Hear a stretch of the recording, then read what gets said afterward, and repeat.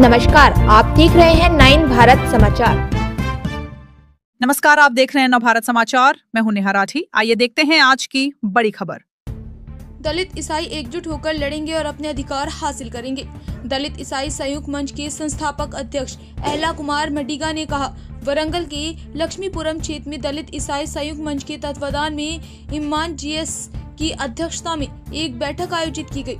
इस अवसर पर बोलते हुए अहला कुमार ने कहा, भारत में संविधान लागू होने के बाद पहली बार दलित ईसाइयों के साथ अन्याय हुआ।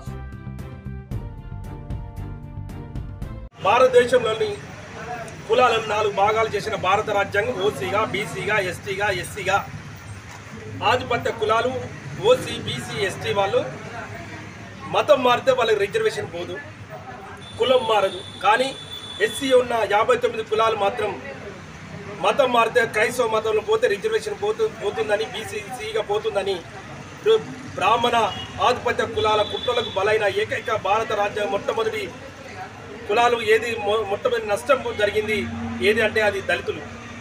కాబట్టి 1950 ఆగస్టు 10న జరిగిన ప్రెసిడెన్షియల్ ఆర్డర్ను దాన్ని సవరణ చేసి ఈరోజు భారత రాజ్యాంగాన్ని సమాన హక్కులు సాధించడం కోసం డిసెంబరు 10వ తారీఖున వేలాది మందితో వరంగల్ జిల్లాలో భారీ బహిరంగ నిర్వహించబోతున్నాం. ఈరోజు దళిత క్రైస్తవ ఐక్యవేదిక ఆధ్వర్యంలో వరంగల్ జిల్లా కేంద్రంలో